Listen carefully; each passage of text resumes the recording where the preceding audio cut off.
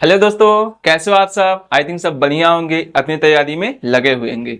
चलिए फिर से मैं आप लोगों के लिए डेरिवेशन लेके आया हूँ। क्लास 12 का है, जो आपके पेपर के लिए बहुत ही महत्वपूर्ण होने वाले हैं, जो आपके एग्जाम में बार बार ये प्रश्न आते हैं। ठीक है, तो यहाँ पे देखिए जो मेरा टॉपिक होने वाला है गॉस का अनुप्रयोग है। जो आपका है ये टॉपिक अनंत लंबाई समतल चादर के कारण वैद्युत क्षेत्र की तीव्रता का निगमन करने वाले हैं। तो ध्यान से देखेंगे इस वीडियो को, आपको अच्छे तरीके से समझ में जरूर आ जाएगा। ठीक है, तो हमारे चैनल पे भरोसा कीजिए आप लोग, और इस चैनल से जुड़िए, लगातार जुड़े रहिए, आपके एग्जाम में अच्छे नंबर जरूर आएंगे। ठीक है दोस्तों, और ध्यान रखिएगा, मैंने आप लोगों को ऐसा तरीका बताऊंगा जिससे क्या होगा, ज्यादा कैलकुलेशन नहीं करना पड़ेगा और एकदम इजी वे में आपको अच्छे तरीके से समझ में जरूर आ जाएगा। ठीक है दोस्तों, तो चलिए हम अपने सेशन को स्टार्ट करते हैं। दोस्तों एक रिक्वेस्ट है आप लोगों से, अगर अच्छा लगेगा सेशन तो बताइएगा, कमेंट कीजिएगा, लाइक करके जाइएगा, अपने दोस्तों के साथ शेयर जरूर कीजिएगा। ठीक है दोस्तों, तो चलिए हम स्टार्ट करते हैं अपने आइए दोस्तों हम सेशन को स्टार्ट करते हैं। देखिए यहाँ पे जो आपका मैंने फिगर पहले से ही बना दिया है, ठीक है, ताकि कोई दिक्कत ना हो, टाइम भी ना लगे ज्यादा। आइए देखिए, एक समान आवेशित अनंत समतल चादर के कारण वैद्युत क्षेत्र की तीव्रता हम लोगों को निकालनी है। मतलब इस पे हमको क्या निकालना है, वैद्युत क्षेत्र की तीव्रता निकालनी है। ये कोई समतल चादर है, इस समतल चादर के कारण क्या निकालना है, वो भी कैसा है, आवेशित है, मतलब धनावेशित है। अब इसके कारण हमको क्या निकालनी है, वैद्युत क्षेत्र की तीव्रता, और किसके आधार पे, गॉसियन पृष्ठ के आधार पे। मतलब ध्यान रखिएगा, यहाँ पे गॉस के अनुप्रयोग से ही हमको क्या करना है, यहाँ पे निकालना है। ठीक है, तो चलिए हम आप लोगों के अच्छे तरीके से बताते हैं। ध्यान से देखिए, इसका कोई अपना एक क्षेत्रफल होगा। क्षेत्रफल मैं मान लूंगा ए है। क्षेत्रफल में कितना मान लूंगा, बताओ यहाँ पे ए। ठीक है, एरिया। और देखो इसका जो पृष्ठीय आवेश घनत्व होगा इस चादर का, कितना होगा, सिग्मा होगा। ठीक है, देखिए मैंने यहाँ पे लिख भी दिया है, पृष्ठीय आवेश घनत्व कितना मैं लिख दिया यहाँ पे है, सिग्मा मैंने लिख रखा है। ठीक है, अब मैं क्या करूंगा यहाँ पे, ध्यान रखिएगा, इसके कारण ध्यान रखिएगा, यहाँ पे मैं कह रहा हूं इस पृष्ठ के कारण स्मॉल आर दूरी पर कोई बिंदु P है। क्या है, कोई बिंदु P है। ठीक है, अब इस बिंदु P के मतलब यहाँ पे कोई बिंदु यहां से है। अब यहां से लेकर के यहां इस दूरी तक के हमको क्या निकालनी है, वैद्युत क्षेत्र की तीव्रता। आइए यहाँ पे निकाल लेते हैं। मैं मान लेता हूं यहां से तक दूरी कितनी है, R। ठीक है, कितनी दूरी मान लेता हूं यहाँ पे, R। समझ में आ गया। अब चाहे तो आप इधर भी ऐसे कर सकते हो, आ दूरी पे, आपकी इच्छा है इधर भी लिख सकते हो, आपकी इच्छा है इधर भी लिख सकते हो। दोनों साइड क्या कर सकते हो, यहाँ पे आप क्या कर सकते हो बताओ, इस बिंदु के कारण मतलब यहां से लेकर के इस पॉइंट पे हम क्या निकाल सकते हैं, वैद्युत क्षेत्र की तीव्रता। ठीक है, अब देखिए ध्यान से दोस्तों, तो हम क्या करते हैं, सबसे पहले हम इसको एक गॉसियन पृष्ठ बनाएंगे। क्या बनाएंगे, गॉसियन पृष्ठ। चलिए हम गॉसियन पृष्ठ बना लेते हैं यहाँ पे। तो इसके चारों तरफ हम क्या करते हैं, इसको क्या करते हैं, हम गॉसियन पृष्ठ बना देते हैं। ठीक है दोस्तों, क्या बनाते हैं, एक गॉसियन पृष्ठ। चलिए गॉसियन पृष्ठ हम तैयार कर लेते हैं ऐसे।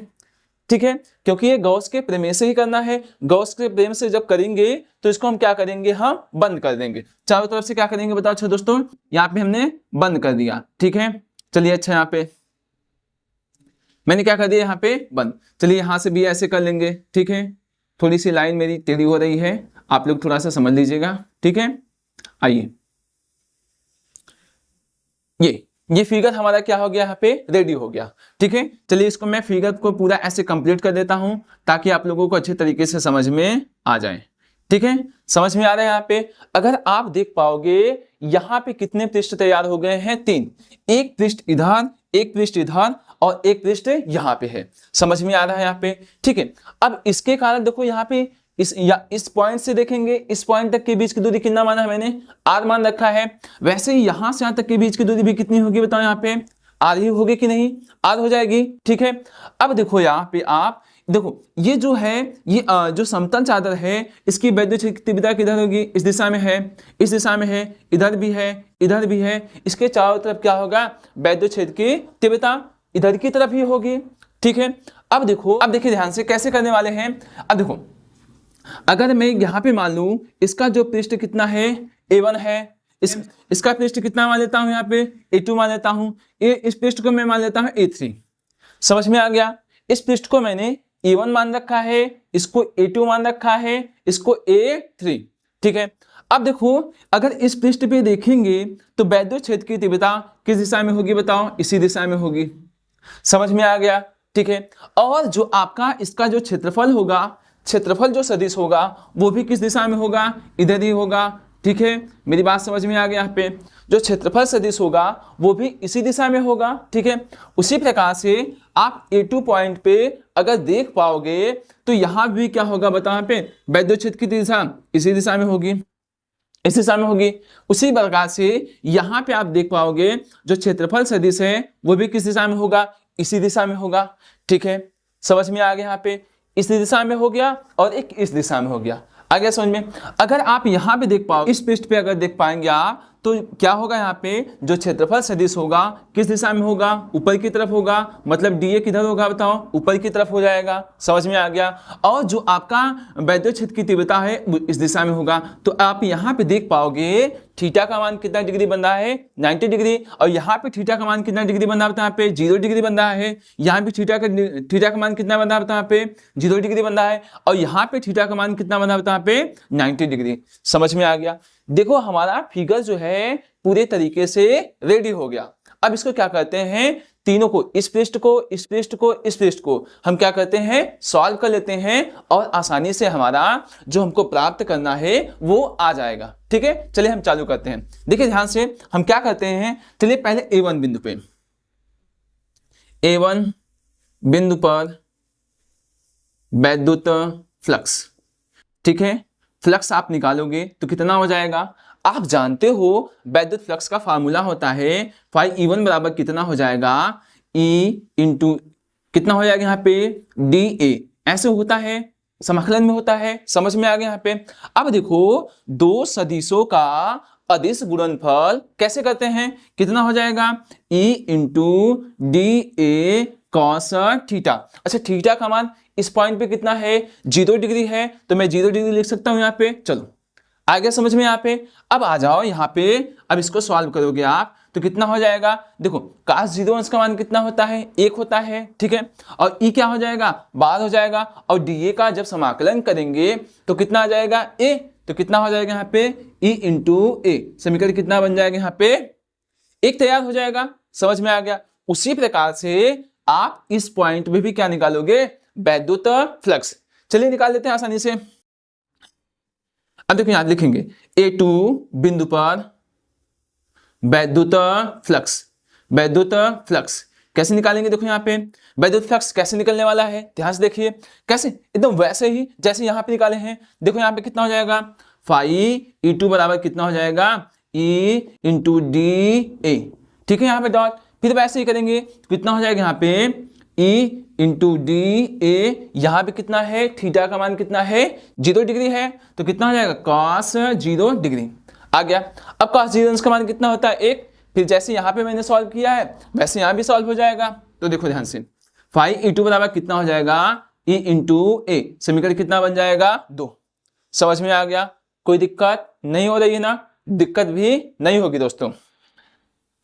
अब ध्यान से देखिए, अब यहाँ पे करने वाले हैं, अब इस पृष्ठ पे निकाल दें। जब आप इस पृष्ठ पे निकालोगे, देखो यहाँ पे निकाल देते हैं, φE3 बराबर कितना हो जाएगा, देखो यहाँ पे E dA, समझ में आ गया, यहाँ पे डॉट हो जाएगा, यहाँ पे यही तो होगा। अब क्या करेंगे बताओ, यहाँ पे इसको कैसे तोड़ेंगे, फिर कैसे ना हो जाएगा बताओ, E dA cos थीटा, और थीटा का मान कितना रखना है, 90 डिग्री रखना है। चलो 90 डिग्री हो जाएगा यहाँ पे, समझ में आ गया। अब cos 90 अंश का मान कितना होता है 0, तो ये पूरा मान कितना हो जाएगा यहाँ पे 0 हो जाएगा। तो कितना हो जाएगा, φE बराबर कितना हो जाएगा 0 हो जाएगा, यहाँ पे E3 हो जाएगा, कितना हो जाएगा यहाँ पे E3। अब आ जाओ समीकरण कितना हो गया 3। समझ में आ गया, किसी प्रकार की कोई समस्या नहीं हो रही है, ठीक है। अब देखो अब निकालेंगे कुल वैद्युत फ्लक्स, कुल वैद्युत फ्लक्स कितना आ जाएगा, देखो यहाँ पे कुल वैद्युत फ्लक्स कितना हो जाएगा, यहाँ पे φE बराबर कितना हो जाएगा, φE1 plus φE2 plus φE3। समझ में आ गया, किसी प्रकार की कोई समस्या हो रही है नहीं, ठीक है। अब देखो φE1 का मान कितना है, E इंटू A, चलो लिख दो। इसका मान भी कितना है, देखो यहाँ पे E इंटू A, ठीक है। और इसका मान कितना निकाले हैं, 0 निकाले हैं ना यहाँ पे, ठीक है। अब कितना हो जाएगा यहाँ पे दोस्तों, आप देखोगे तो φE बराबर एक कितना हो जाएगा यहाँ पे 2, E इंटू A, समझ में आ गया।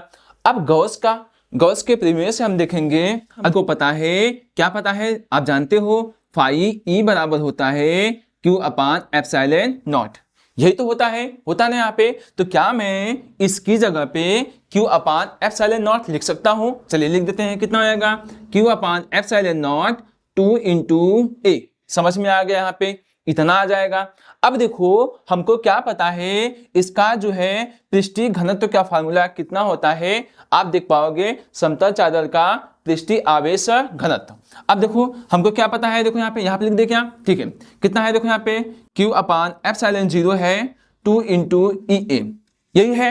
अब देखो पृष्ठीय आवेश जो घनत्व है, मतलब चूंकि हमको पता है पृष्ठीय आवेश घनत्व बराबर कितना होता है, Q अपान कितना होता है, ए होता है, ठीक है। अगर हम Q का मान निकालना चाहें तो कितना हो जाएगा, इसका इसमें गुणा कर दो तो कितना हो जाएगा, सिग्मा इंटू ए, यही आ जाएगा। समझ में आया? तो क्या मैं Q की जगह सिग्मा ए लिख सकता हूं? चलिए लिख देते हैं, यहाँ पे कितना हो जाएगा, सिग्मा ए बटे एप्सिलॉन नॉट 2 इंटू कितना हो जाएगा, ए। समझ में आ गया, ठीक है। अब देखो ए से क्या हो जाएगा, कैंसिल हो जाएगा। अब वैद्युत क्षेत्र की तीव्रता निकालनी थी तो ई का मान निकालोगे आप तो कितना हो जाएगा, sigma upon 2 into epsilon not, यही आपका क्या हो जाएगा, यहाँ पे इसका निगमन हो गया। समझ में आ गया? देखो दोस्तों जो लाना था हम लोगों ला दिए, ठीक है। तो दोस्तों आप लोगों को आई थिंक बढ़िया से समझ में आ गया होगा। तो मैं इसी पे आप लोगों को एक मोटिवेशन शायरी बताता हूँ जो मैंने लिखी है, ध्यान से समझिएगा। राह में मिले कांटे तो भी सफर करना है, टूट कर बिखरे सपनों को फिर से जोड़ना है, अंधेरों की गिरफ्त चाहे जितनी सख्त हो, मेरे इरादों को सुबह बनकर ही लौटना है, सुबह बनकर ही लौटना है दोस्त, ठीक है। तो आप मुश्किलें आती जाती रहेंगी, लेकिन आप अपने से अपने इरादे मजबूत रखिए ताकि क्या हो जाए, आपका हौसला हमेशा बना रहे, आप अच्छा कर पाओ अपनी लाइफ में। यही एक शख्स की कहानी होती है जो अपने इरादे खुद से बनाता है, वो आगे तक मंजिल तक जरूर जाता है। तो ठीक है, इसी पे मैंने आप लोगों को बताया, आप लोगों की शायरी, मेरे इरादों को सुबह बनकर ही लौटना है।